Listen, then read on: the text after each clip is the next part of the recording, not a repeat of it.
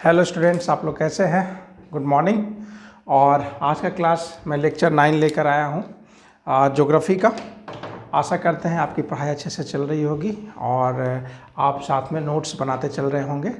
तो आज मैं वादा के अनुसार लेक्चर 9 लेकर आया हूँ और ये जो है ये मेंस के लिए अब जो क्वेश्चंस अब जो क्लासेज हो रहे हैं वो सब मेन के लिए काफ़ी महत्वपूर्ण है, क्योंकि मेन में आप उसको लिखने के लिए एप्लीकेबल होंगे, साथ में अगर आप नोट्स बनाते चलेंगे।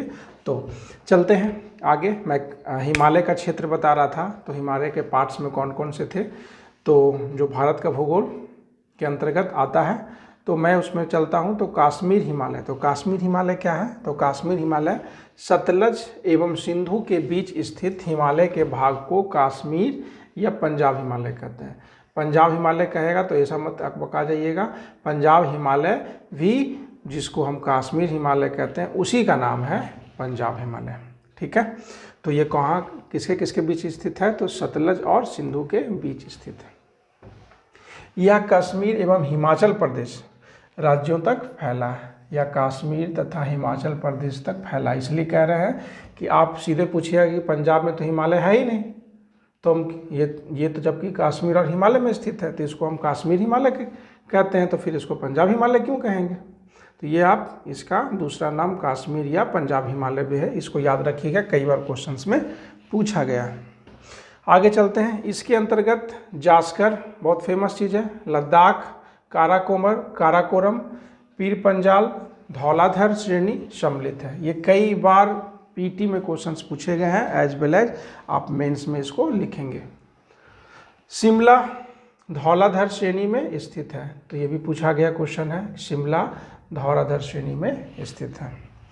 दक्षिण एशिया की महत्वपूर्ण हिमनदियाँ बाल्टोरो, सियाचिन इसी प्रदेश में स्थित है। यानी कि कश्मीर हिमालय क्वेश्चंस के एग्जाम के पॉइंट ऑफ व्यू से काफ़ी महत्वपूर्ण है, क्योंकि हमेशा अभी चाइना के साथ चल रहा था सियाचिन वाला मुद्दा, है ना। बाल्टोर भी आता रहता है, लद्दाख, काराकोरम भी सुनते होंगे, जास्कर सुनते होंगे, इसलिए ये हमेशा याद रखिएगा कि ये सब कश्मीर हिमालय या पंजाब हिमालय के अंतर्गत आता है। मीठे पानी की महत्वपूर्ण झीलें जैसे डल, ये भी आप काफ़ी ज़्यादा फेमिलियर हैं इस वर्ड से, डल, बूलर इससे भी हैं, तथा खारे पानी की झील पांगोंग, तसो और तसो मोरारी झील भी स्थित है। ये आपको तो मीठे पानी का झील याद रखिएगा, डल और बूलर, और खारे पानी की झील पांगोंग, तसो और तसो मोरारी झील भी इसी क्षेत्र में स्थित है। कश्मीर हिमालय करेवा झीलें निक्षेपों के लिए प्रसिद्ध है। करेवा झीलें निक्षेपों के लिए प्रसिद्ध है, जहाँ जाफरान की खेती होती है। ये भी क्वेश्चन पूछा गया, जहाँ जाफरान की खेती होती है।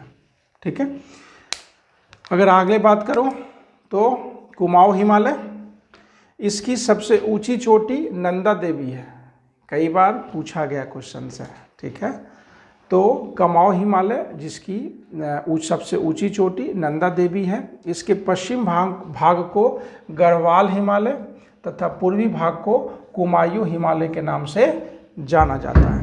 अब क्वेश्चंस ये भी फेमस है, बद्रीनाथ, केदारनाथ, त्रिशूल, माना, गंगोत्री, नंदा देवी, कामेत आदि यहाँ की प्रमुख चोटियाँ हैं। तो ये बता दीजिएगा, कुमाऊं हिमालय के अंतर्गत बद्रीनाथ, केदारनाथ, त्रिशूल, माना, गंगोत्री, नंदा देवी, कामेत आदि यहाँ की प्रमुख चोटियाँ हैं। एक और क्वेश्चन बहुत फेमस, गंगा तथा यमुना नदी जो क्रमशः गंगोत्री और यमुनोत्री में स्थित है, जो इसी हिमालय में स्थित है।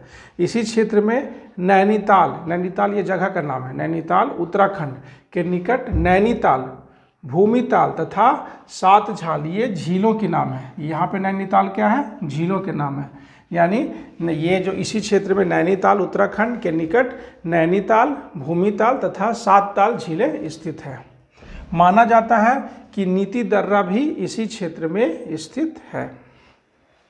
ठीक है, असम हिमालय का बात करें तो यह तीस्ता नदी से लेकर ब्रह्मपुत्र नदी तक 720 किलोमीटर की लंबाई में विस्तृत है। यह कहाँ कहाँ स्थित है? सिक्किम, असम, अरुणाचल प्रदेश राज्यों में तथा भूटान देश में यह विस्तृत है। ये असम हिमालय जो भूटान देश में भी स्थित है, ये भी पूछा गया क्वेश्चन है।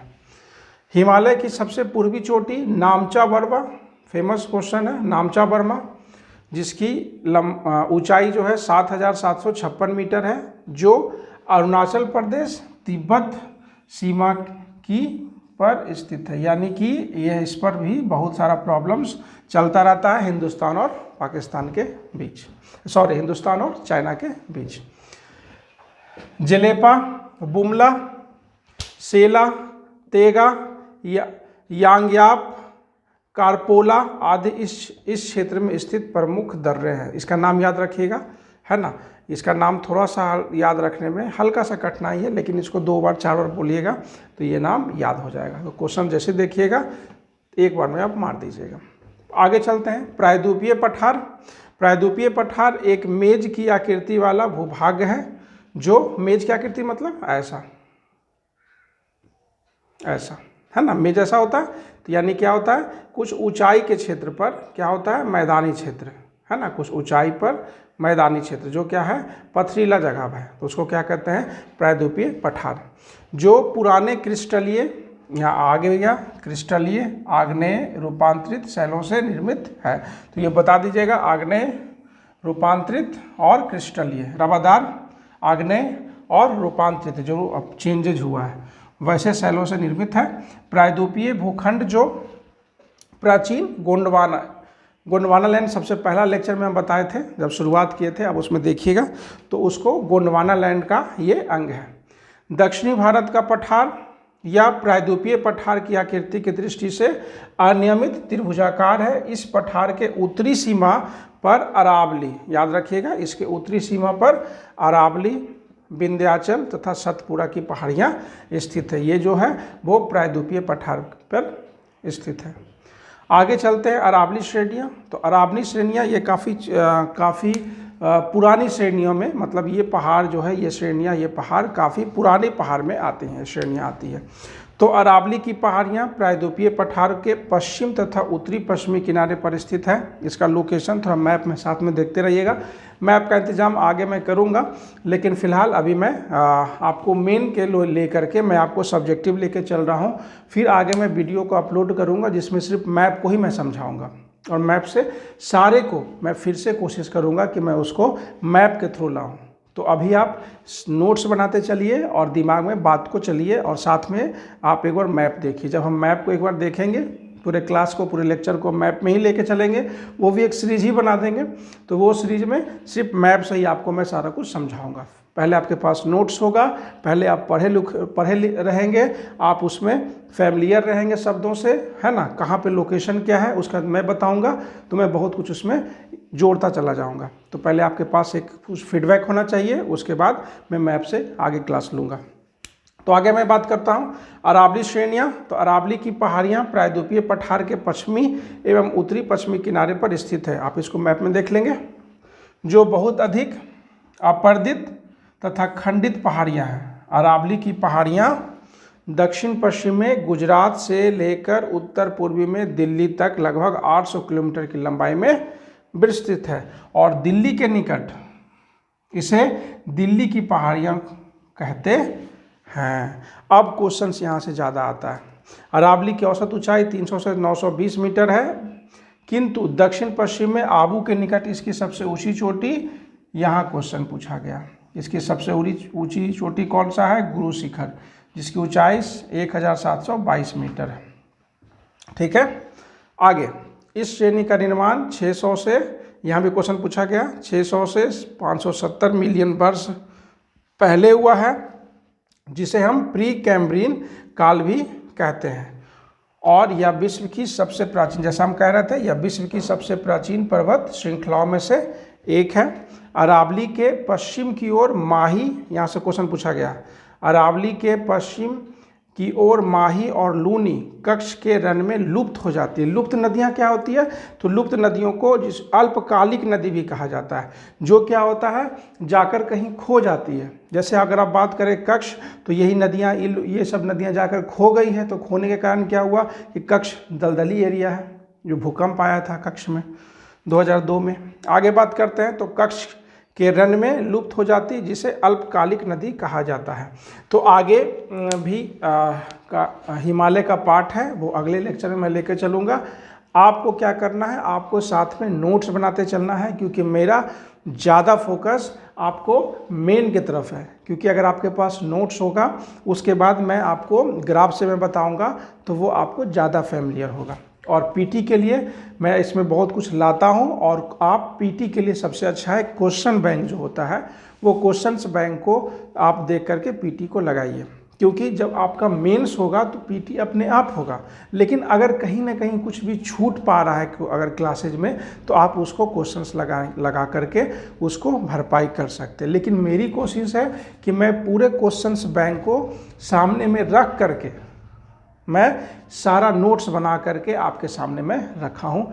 मुझे नहीं लगता है कि पूरा यूपीएससी के कोर्सेज में या फिर किसी भी स्टेट पीसीएस के कोर्सेज में, बाकी तो रेलवे एसएससी है ही है, तो ये सब के कोर्सेज में मैं कुछ भी छोड़ के जा रहा हूँ, मैं कुछ भी छोड़ नहीं रहा हूँ। पूरे के पूरे मेंस को भी मैं कवर करता चला जा रहा हूँ। तो आप मेरे साथ बने रहिए और सारे क्लासेस को रेगुलर में करते रहिए और साथ में नोट्स बनाते रहिए। हो सके तो आप इसको फॉरवर्ड कीजिए, और लोग जो बच्चे जो नहीं पढ़ पा रहे हैं उनको अगर कुछ लाभ मिल सके, क्योंकि बहुत सारे यूट्यूब में तो भरा पड़ा हुआ है वीडियोज, लेकिन वो आपके साथ इतना मेहनत करके एक एक चीज़ को मेंस को लेकर के नहीं चल रहा है। वो क्या कर रहा है, तो वो क्या एक फिगर दिखा दे रहा है, चाहे प्रोजेक्टर से चाहे स्मार्ट बोर्ड में, और उस पर डील कर दे रहा है, 5-7 पॉइंट लिख रहा है। लेकिन कैसे मेंस में लिखा जाएगा और कौन कौन सा पॉइंट्स होता है जहाँ से क्वेश्चंस आते हैं, वो एग्ज़ाम पॉइंट ऑफ व्यू से नहीं, बल्कि वो इन्फॉर्मेशन आपको दे रहा है।